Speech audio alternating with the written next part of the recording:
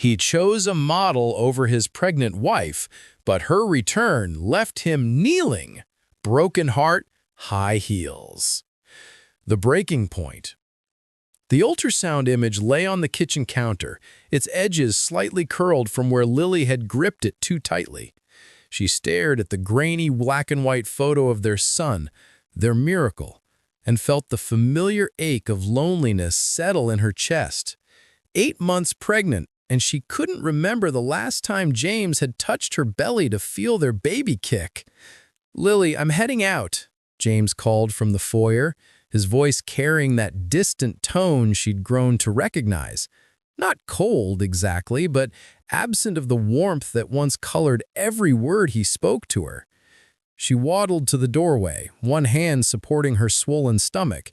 James stood before the mirror, adjusting his leather jacket with practiced precision.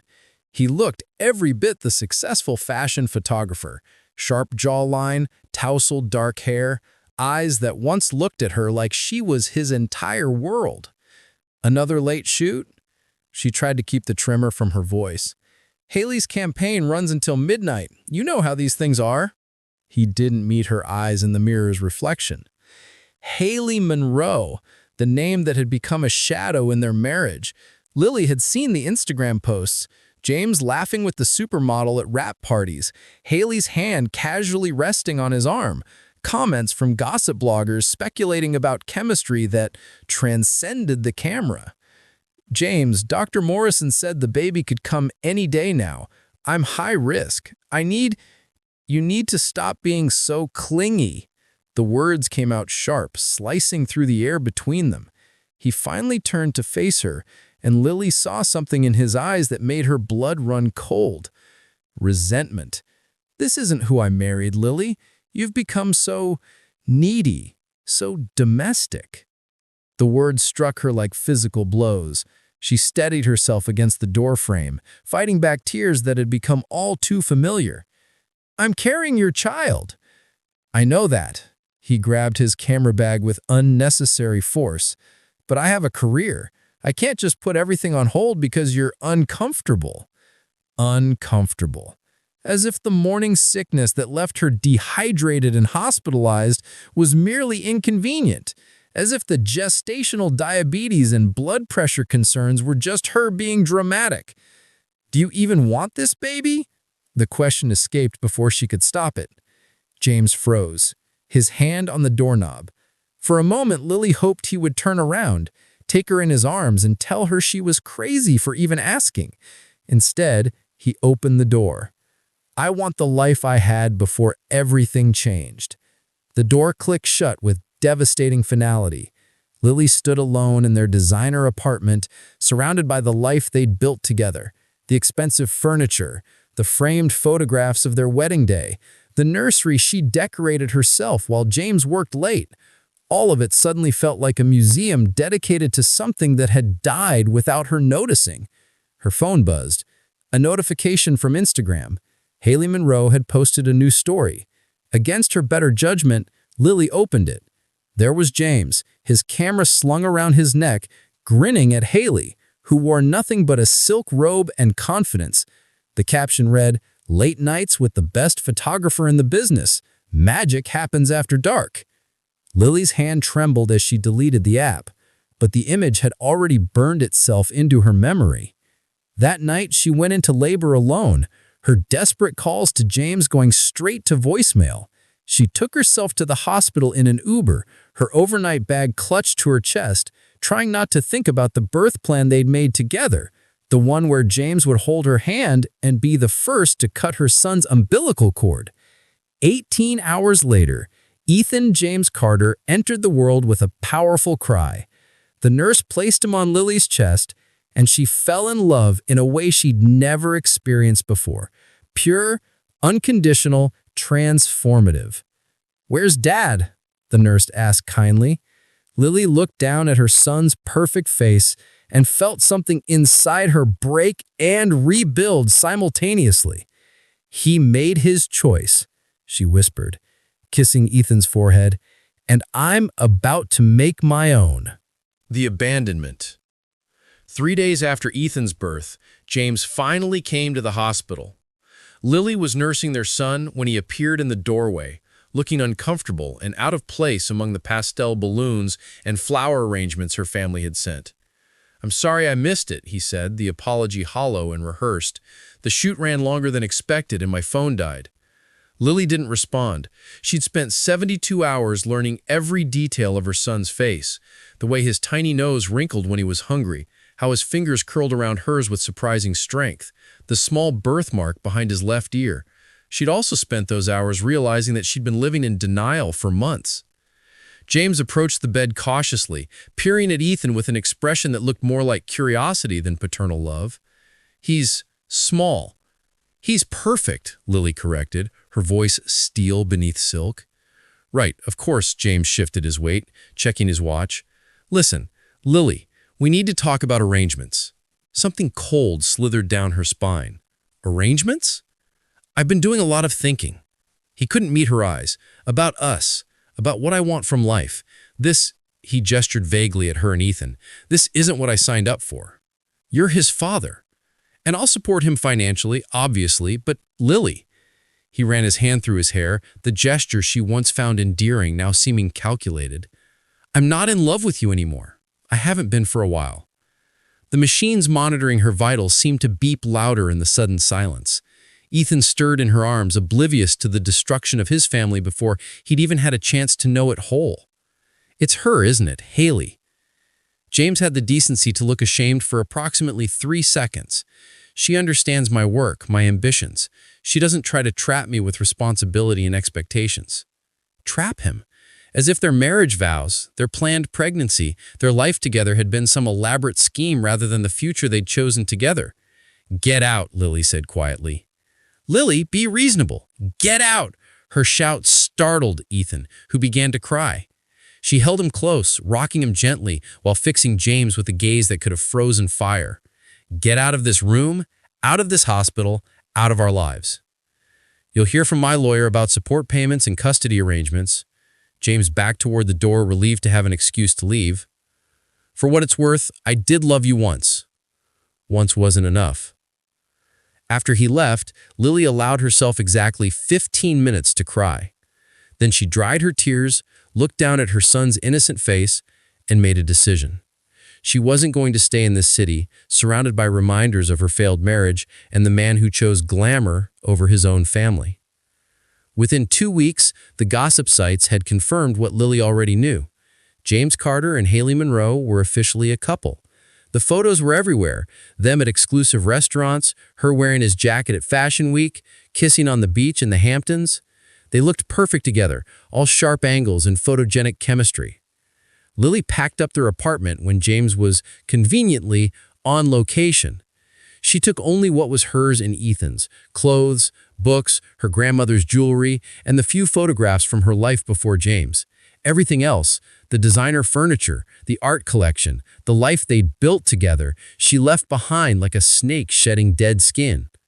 Her mother had been calling daily, begging her to come home to the Anderson family estate in Willowbrook, 3 hours north of the city. The sprawling property had been in her family for 4 generations, a sanctuary of rolling hills, ancient oak trees, and the kind of peace Lily had forgotten existed. "Come home, sweetheart," her mother had said during one tearful phone call. "Let us take care of you and our grandson." On a gray October morning, Lily strapped Ethan into his car seat and drove away from the city without looking back. In her rearview mirror, the skyline grew smaller until it disappeared entirely, swallowed by distance and clouds. James didn't call to say goodbye. He didn't call at all. The Anderson estate welcomed her like an embrace. Her childhood bedroom had been converted into a suite perfect for her and Ethan. Her father, usually stoic and reserved, cried when he first held his grandson. Her mother transformed into the world's most devoted grandmother overnight. But it was Lily's younger brother, Marcus, who said what everyone was thinking as they sat on the porch, watching Ethan sleep in his bassinet. "He's going to regret this," Marcus said darkly. "One day, James Carter is going to realize what he threw away, and it'll destroy him." Lily looked at her sleeping son, perfect and peaceful in the afternoon light. "It doesn't matter. By the time he figures it out, will be so far beyond him that his regret will be irrelevant. She meant it. Or at least, she tried to. The transformation.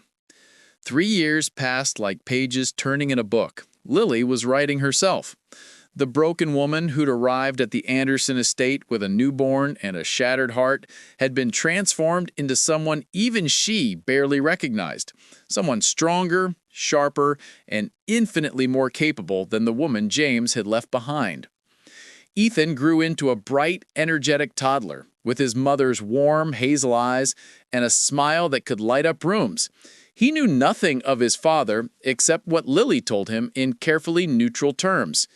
"Daddy works far away, sweetheart, but Mommy loves you enough for both of us." It was a lie of omission, but Lily justified it. Ethan would know the truth when he was old enough to understand betrayal. The turning point had come 6 months after leaving the city, when Lily stumbled upon her grandmother's old design studio in the estate's West Wing. Evelyn Anderson had been a legendary wedding dress designer in her day, outfitting socialites and even minor royalty before retiring to focus on family.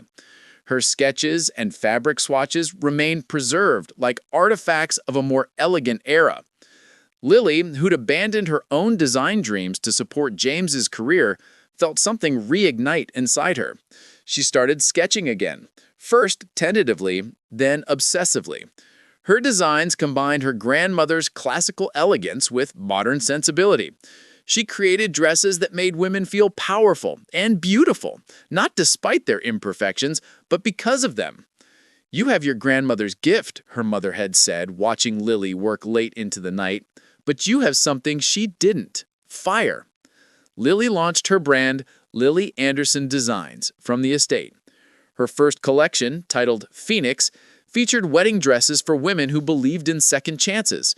The irony wasn't lost on her. She was designing gowns for new beginnings while her own marriage had ended in ashes. Social media became her unlikely ally. She documented her journey as a single mother rebuilding her life, sharing honest posts about heartbreak and healing alongside her elegant designs. Women responded to her authenticity, her refusal to pretend everything was perfect when it wasn't. Within 2 years, her brand had exploded. Celebrities wore her designs. Fashion magazines that once only featured James's photography now featured articles about Lily's remarkable rise. She opened a flagship boutique in the city she'd fled, though she rarely visited it herself, preferring to manage operations from Willowbrook. The financial success was satisfying, but the personal growth was transformative. Lily took up yoga, learned to speak Italian, earned her pilot's license, all the things she dreamed of before making herself smaller to fit into James's world. She discovered that she liked herself, this new version of Lily Anderson who didn't need anyone's validation to know her worth. Men noticed, of course. There was Dr. Ryan Mitchell, the handsome pediatrician who treated Ethan for ear infections and asked Lily to dinner with barely concealed hope in his eyes. She declined gently, not ready to trust again. There was also Alessandro Russo, an Italian textile supplier who flew to Willowbrook quarterly to court her business and, less subtly, her heart.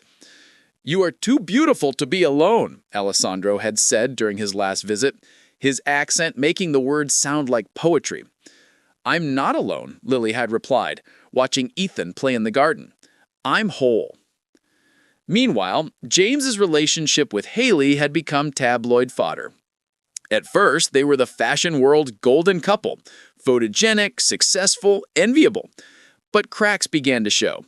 Haley's career demands matched James's, meaning neither prioritized the relationship. There were rumors of infidelity on both sides, explosive arguments at public events, a growing sense that their chemistry worked better through a camera lens than in real life. Lily followed none of this directly, but information had a way of finding her. Her assistant would occasionally mention seeing something in the news. James Carter's girlfriend was arrested for assaulting a photographer, or Haley Monroe checked into rehab for exhaustion. Lily felt nothing. No satisfaction, no vindication, not even pity. She'd moved so far beyond that chapter of her life that James had become a character in someone else's story. But the universe had other plans. It started with a letter from James's lawyer.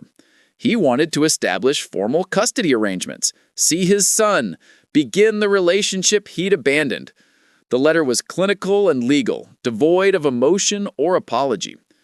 Lily's response was delivered through her own attorney.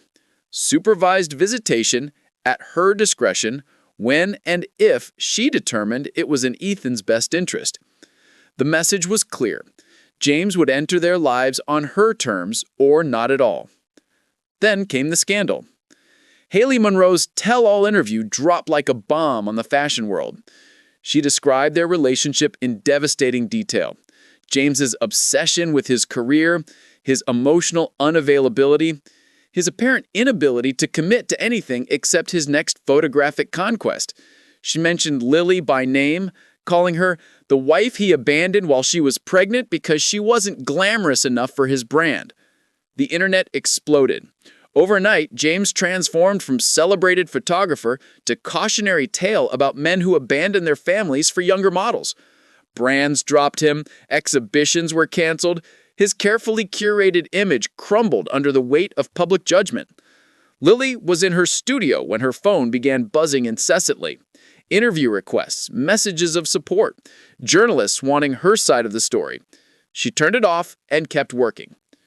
"Aren't you even curious what people are saying?" Marcus asked, finding her hours later still sketching. "About what?" "About James. His career is over, Lily. Everything he chose over you and Ethan, it's gone." Lily set down her pencil and looked at her brother. "Good. Maybe now he'll understand what it feels like to lose everything that matters." But even as she said it, a small, traitorous part of her heart whispered, "What if he's finally ready to be the man we needed him to be?" The return. The knock came on a Thursday afternoon when the world was painted in autumn gold. Lily was in the garden with Ethan, teaching him the names of the flowers her grandmother had planted decades ago: roses, lavender, forget-me-nots. The irony of that last one would only become apparent later. "Mrs. Carter?" The housekeeper's voice carried an unusual tension. "There's someone at the gate." Lily looked up, shading her eyes against the sun. "I'm not expecting anyone." "I know. That's why I didn't let him in." A pause. "It's Mr. Carter, James." The name hung in the air like a discordant note.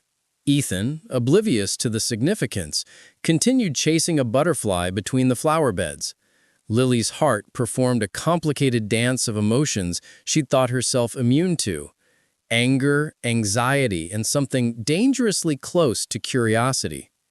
"Tell him I'm not available." "I did. He says he'll wait. He's been out there for 2 hours already." 2 hours. Lily stood, brushing dirt from her jeans.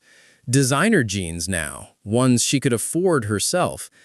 Everything about her was different from the woman James had left. Her hair was shorter, styled with confidence rather than the desperate-to-please perfection of her married years. Her body had changed too, softer in some places, stronger in others, marked by motherhood and unconcerned with magazine cover standards. "Mommy, who's at the gate?" Ethan's small hand slipped into hers. "Someone from a long time ago, sweetheart. Nobody important." But even as she said it, Lily knew she'd have to face him eventually. The question was, on her terms or his. She waited until evening, after Ethan was bathed and fed and tucked into bed with his favorite story about a brave little boy who didn't need anyone to save him because he was strong all by himself. Only then did Lily walk down the long driveway to the estate's iron gates. James stood on the other side, and the sight of him was like looking at a photograph that had been left in the sun too long, recognizable but faded. He'd lost weight, his photographer's eye bags now trenches of exhaustion. His clothes, once impeccably styled, hung on him carelessly. The confidence that had defined him had been replaced with something that looked uncomfortably like desperation. "Lily." Her name sounded like a prayer on his lips. "You need to leave." She kept the gate between them, a barrier both physical and symbolic. "I know I have no right to be here. I know what I did was unforgivable, but I need to see my son. I need to make this right." "Make it right." Lily's laugh was sharp as broken glass. "You want to make it right. Where were you when he was born? When he had his first fever? His first word? His first steps?" Each question was a blow, delivered with precision. "You don't get to make it right, James. You get to live with your choices." I was wrong. God, Lily, I was so wrong about everything. Haley, the career. Thinking any of that mattered more than you and Ethan. It was all a mistake. The biggest mistake of my life. A mistake is forgetting to buy milk. What you did was a choice. Multiple choices, actually. Each one confirming that we weren't enough for you. You were always enough. You were everything. I was just too blind and arrogant to see it. I see it now. I see what I lost. And I see what I found. Lily's voice softened, not with forgiveness, but with truth. "I found myself, James. The version of me that existed before I made myself smaller to fit in your shadow. I built a company. I raised our son. I became someone I actually like, and I did it all without you. I know. I've followed your career. You're incredible, Lily. You always were. Then you should have realized that when I was pregnant and terrified, calling you in tears while you were out with her.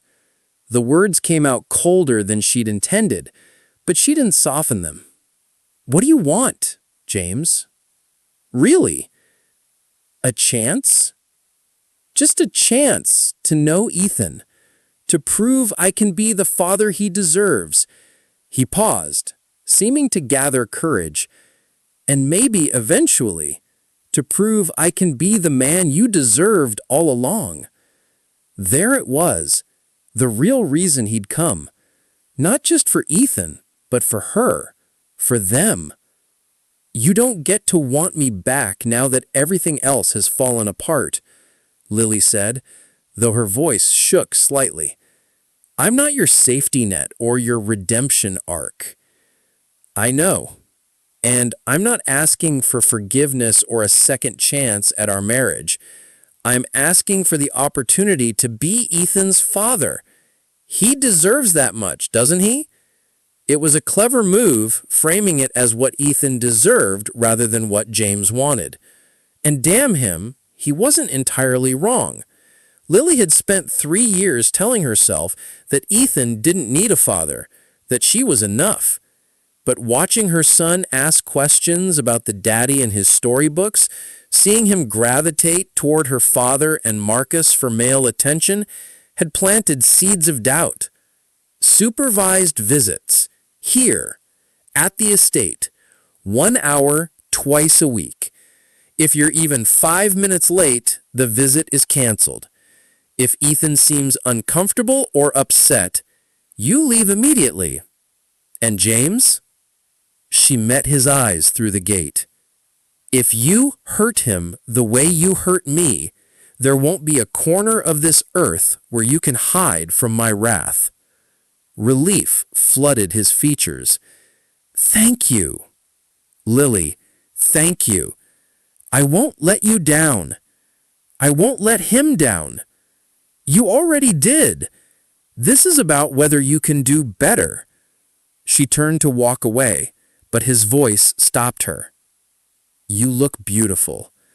Not that you didn't before, but now you look like yourself, like who you were always meant to be. Lily glanced back over her shoulder. I know. That's what happens when you stop living for someone else's approval.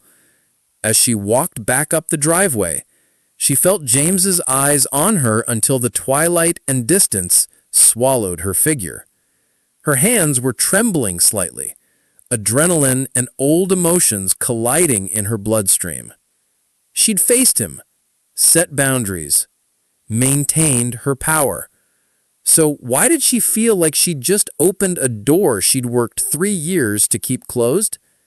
In his bedroom, Ethan slept peacefully, unaware that his father had returned, unaware that his mother's carefully constructed new life was about to face its greatest test, not of strength, but of grace. The choice. The first meeting between father and son happened in the estate's sunroom, surrounded by her mother's orchids and the ghosts of Lily's childhood. She dressed Ethan in his favorite dinosaur shirt, letting him be completely himself rather than staging the encounter like a photo shoot.